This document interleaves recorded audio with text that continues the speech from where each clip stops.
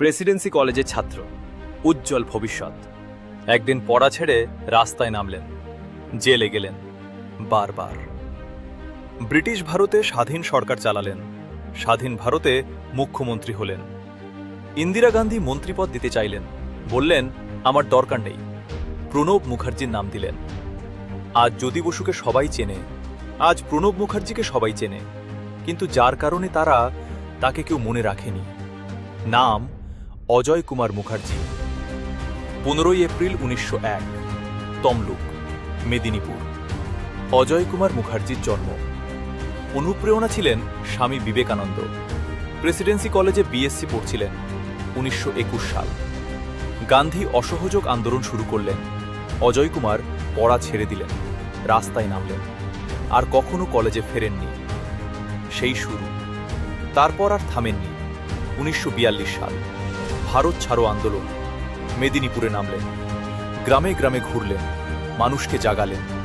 British police ধরল, জেলে পুটল, ছাড়া পেলেন, আবার রাস্তায়, আবার ধরল, আবার জেল, বারবার।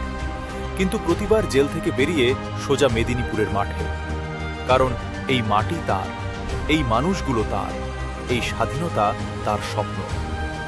17 ডিসেম্বর 1942 তাম্রলিপ্ত জাতীয় সরকার প্রতিষ্ঠিত হল।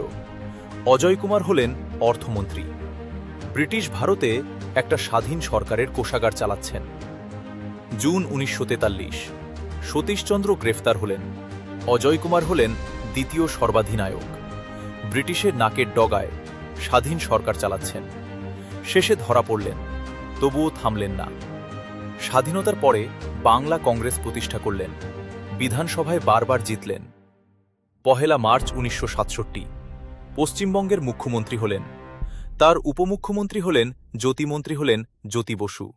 3 বার মুখ্যমন্ত্রী হলেন।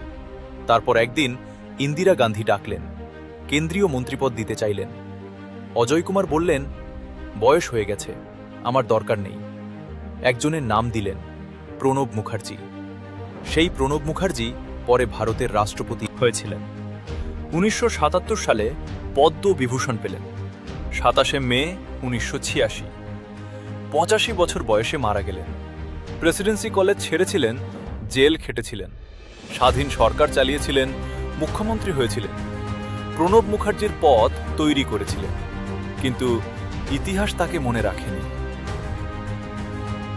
আপনি কি জানতেন এই গল্প? কমেন্টে বলুন।